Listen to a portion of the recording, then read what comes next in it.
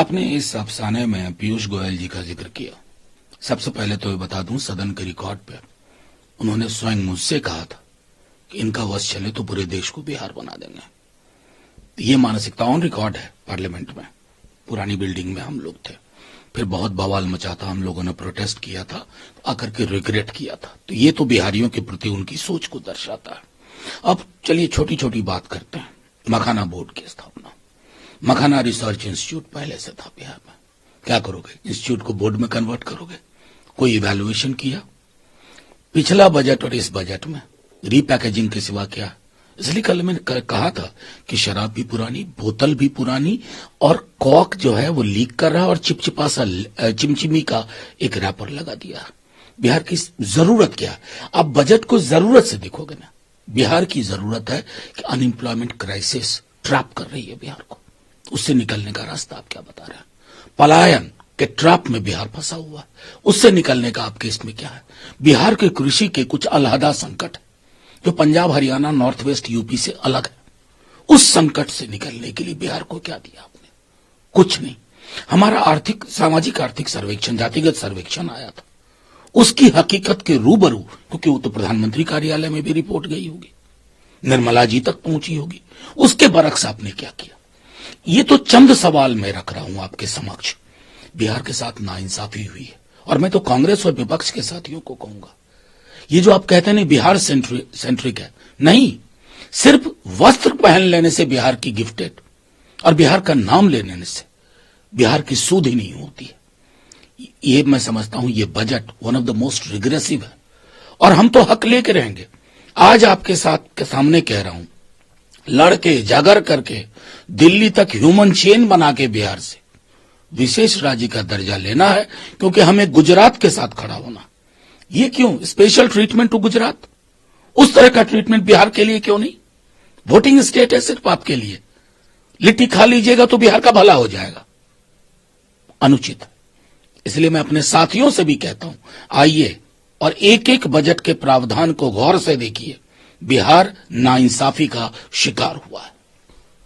Sir, क्या लगता है आपको कि जिस तरीके से बाकी साथी भी आपके कह रहे हैं, शिवसेना के उद्धव ठाकरे की तरफ से संजय राउत जी ने कहा कि बिहार में चुनाव है तो बिहार प्रायोरिटी नहीं, देखिए मैं मानता हूं कि उन्होंने बिहार का जिक्र उनके मुंह से सुना, जिक्र सुना। मैं सारे साथियों से कहूंगा कि 24 वाला बजट और अभी वाला, आपको पता है 60,000 करोड़ का जहां आवंटन हुआ, 60 करोड़ खर्च नहीं होता। इमेजिनेशन नहीं है, न केंद्र के पास न बिहार की सरकार के पास। आपको बिहार को, मैं कह रहा हूं, देखना होगा कि बिहार के संकट के लक्षण क्या है, उसके कारण क्या है। एपिसोडिक नहीं हो सकता कि बिहार बिहार बोल देने से बिहार का भला हो जाए। बिहार को रोड मैप चाहिए। एग्रो बेस्ड इंडस्ट्री की बात कर रहे हैं, रोड मैप क्या है? What are the dos and the don'ts? वो नहीं कर पा रहे हैं आप। मैं इसलिए कह रहा हूं कि जिनको भी शंका है, आइए पब्लिक फोरम पे बहस करते हैं, और आपको मैं बता दूंगा कि औपनिवेशिक शासनकाल से लेकर आज तक बिहार के साथ हकमारी हुई है।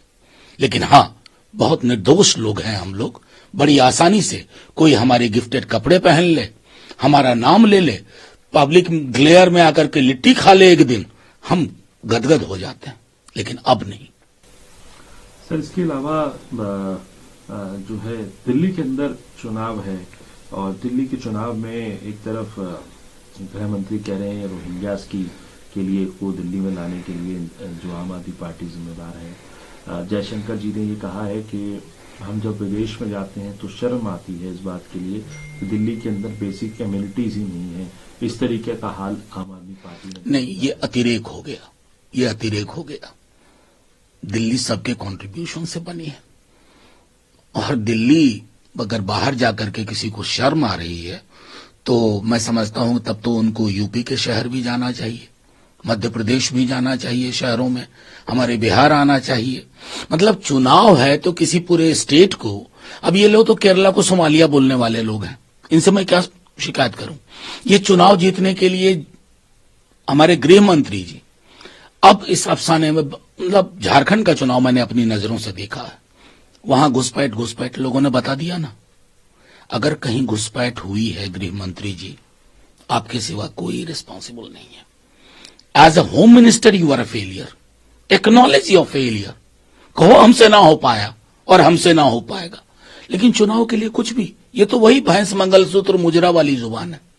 इस जुबान को बंद करिए, चुनाव पॉजिटिव एजेंडा पे लड़िए, कोई जीते कोई हारे, कम से कम लोकतंत्र ना मरे। सर, दिल्ली के पूर्व मुख्यमंत्री अरविंद केजरीवाल ने चिट्ठी भी लिखी चुनाव आयोग को और साफ तौर पर ये कह रहे हैं कि दिल्ली के अंदर एक तरीके से वीडियो क्लिप सामने आ रही है जहां पर पुलिस जो है कहीं ना कहीं सपोर्ट कर रही है बीजेपी को, और एक तरीके से कल ट्वीट भी करा, गुंडागर्दी जो है भारतीय जनता पार्टी की तरफ से दिल्ली के अंदर की जा रही है, इसको कैसे? देखिए, मैं तो सीधे कहता हूं, सिर्फ दिल्ली का चुनाव नहीं, हमने कई चुनाव देख लिए। हमने 20 का बिहार का चुनाव देखा था, इवन लोकसभा का भी चुनाव देखा। सबसे बड़ी चुनाव में चीज होती है चुनाव आयोग। यकीन मानिए, चुनाव आयोग आर्टिकल 324 के तहत स्वतंत्र और निष्पक्ष चुनाव का कस्टोडियन है। न स्वतंत्र करवा रहा है, न निष्पक्ष करवा पा रहा है। मतलब मैं समझता हूं ट्रक के पीछे जो शायरी लिखी हुई है, उस तरह की शायरी से प्रेस कॉन्फ्रेंस में बोल देने से आपकी रिस्पॉन्सिबिलिटी नहीं होती है। मतलब आपको यह सोचना होगा कि जब से गठन हुआ चुनाव आयोग का, पहली बार क्यों हुआ है कि आपकी विश्वसनीयता न्यूनतम सूचकांक पे। कल को आप नहीं होंगे, लेकिन इतिहास तो इवैल्यूएशन करेगा ना, आपकी भूमिका का मूल्यांकन करेगा। आप फेल हो रहे हो। सारी समस्या की जड़ चुनाव आयोग। सर, एक सवाल ये भी है कि राहुल गांधी हो चाहे प्रियंका गांधी हो, आम आदमी पार्टी को घेर रहे हैं, बीजेपी को घेर रहे हैं और अपनी सभाओं के अंदर ये साफ तौर पे कह रहे हैं कि मनीष सिसोदिया और आम आदमी पार्टी की सरकार एक तरीके से मैन्युफैक्चर्ड जो किया गया शराब घोटाला, सबसे बड़ा शराब घोटाला देश में कहीं हुआ तो इन्होंने किया और दिल्ली को बदहाल करके रख दिया, यमुना कप को बदहाल कर दिया। इस तरीके से देखें आप इस बयान को। और दूसरा ये कि इंडिया ब्लॉक के अंदर जो है कांग्रेस कहती है तो नेशनल अलायंस नेशनल लेवल पर था, स्टेट वाइज स्टेट अलग होता है, उसको देखिए, मैं सीधे कहूं, दिल्ली में चुनाव है, तीनों पार्टियां लड़ रही हैं और अपने भर मजबूती से लड़ रही हैं। चुनाव के दौरान इस तरह के आरोप प्रत्यारोप होते हैं। मेरी सिर्फ एक अपील होगी किसी से भी, कुछ चीजें जो प्रक्रियाधीन हैं, जो जांच के दायरे में हैं, उसको अलग रखिए। मेरा मानना है कि हम सबको शब्दों की गरिमा पर थोड़ा ध्यान देना चाहिए।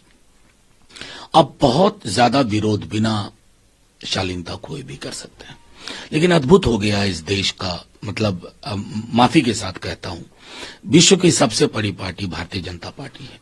प्रधानमंत्री जी तीसरी बार मदद से ही सही 2 दलों के फिर से प्रधानमंत्री बने। उनकी सबसे बड़ी रेस्पॉन्सिबिलिटी है कि डिस्कोर्स को, विमर्श को सुचितापूर्ण रखें।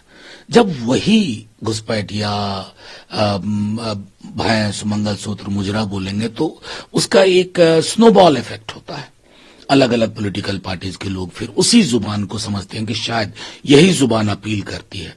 मैं समझता हूं इस पर विराम नहीं लगेगा ना, हम सब साझा गुनहगार होंगे आने वाले दिनों में।